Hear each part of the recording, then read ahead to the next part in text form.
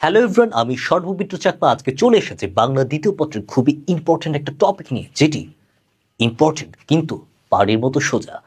তবে পানির মতো সোজা হলে কি হবে? আমরা মাঝে মাঝে সে আমাদের 5 মার্কস আমরা এনশিওর করতে পারি না, আমরা মার্কস হারিয়ে ফেলি আমাদের অবহেলার কারণে, গাফিলতির কারণে।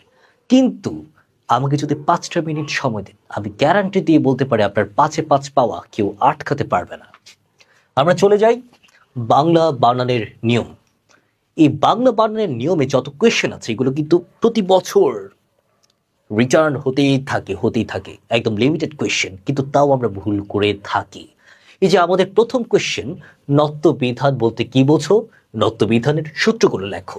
নত্যবিধান বলতে আমরা কি বুঝি? বাংলা ভাষায় মূর্ধন্য ন এর ব্যবহার। এরপরে কোয়েশ্চেন আমি যদি যাই তাহলে একই রকম, সত্যবিধান বলতে কি বোঝো? সত্যবিধানের 5টি সূত্র লেখো, মূর্ধন্য স এর ব্যবহার।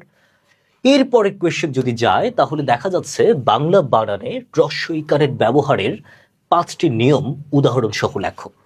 খুবই সোজা মনে হচ্ছে না যে হ্রস্ব ইকারের ব্যবহার? খুব ইজি, কিন্তু মার্কস ছুটে যেতে পারে। তাহলে কি করতে হবে? আমাদের সাজেশনগুলো ফলো করতে হবে। এরপরে কোয়েশ্চেনগুলোতে যাই। তৎসম শব্দের বানান সম্পর্কে বাংলা একাডেমির 5টি নিয়ম উদাহরণ সহ লেখো। আমাদেরকে মাস্ট কি করতে হবে? উদাহরণ উল্লেখ করতে হবে। যদি কোয়েশ্চনে বলে উদাহরণ সহ লেখো, শুধু নিয়মটা লিখলে হবে না।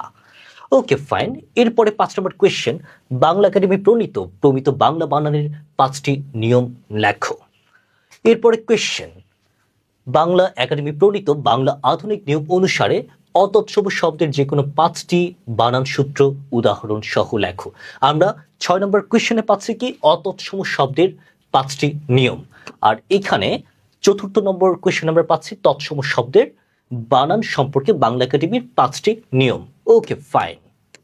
এরপর আমাদের সপ্তম এবং শেষ কোয়েশ্চেন, বাংলা একাডেমি প্রমিত বাংলা বানানের নিয়ম অনুসারে রস্বই, রস্যু, ক্ষীয় এবং তালব্যস্য এবং রেফ এর ব্যবহারের একটি করে আচ্ছা, এটা আবার শেষ কোয়েশ্চেন না। এরপরে আমরা চলে যাব আমাদের সপ্তম এবং শেষ কোয়েশ্চেন।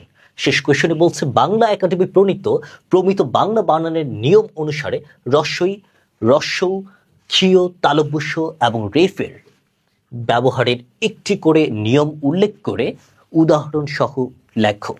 এই 7টা কোয়েশ্চেন যদি আমাদের সাজেশন ফলো করে যদি আপনি সুন্দর মতো করে উত্তরগুলো পড়েন, তাহলে আপনার 5 মার্কস পাওয়া কেউ আটকাতে পারবে না। তাহলে এই সাজেশন পেতে কি করতে হবে? আমাদের এই সাজেশন উত্তর সহ পিডিএফ পেতে আমাদের এই ভিডিওটি এখনই শেয়ার করে দিতে হবে। একই সাথে কি করতে হবে? একই সাথে আপনার কোনো এইচএসসি পরীক্ষার্থী কোনো ফ্রেন্ডকে এখনই শেয়ার করতে হবে আমাদের এই ভিডিওটি। একই সাথে আমাদের এই ভিডিওটি আপনার কোনো এক এইচএসসি পরীক্ষার্থী বন্ধু, যে আপনার একদম খুব ক্লোজ হতে পারে বা কোনোদিন কথা বলেননি এরকমও হতে পারে, তাকে সাজেস্ট করে, তাকে শেয়ার করে সেটির স্ক্রিনশট আমাদের ইনবক্সে পাঠাতে হবে। গুপ্ত থাকা যাবে না, মানে আমাদেরগুলো শেয়ার করেন, সমস্যা কি? আপনি যদি পড়ালেখা করতে চান তাহলে দেখিয়ে পড়ালেখা করেন, লুকিয়ে লুকিয়ে পড়াশোনা করার তো দরকার নেই। তাই এখন কি করবেন? এখন আপনার ফ্রেন্ডের সাথে শেয়ার করবেন আমাদের এই ক্লাসটি এবং পেয়ে যান আমাদের উত্তর সহ সাজেশনের পিডিএফ। টাটা।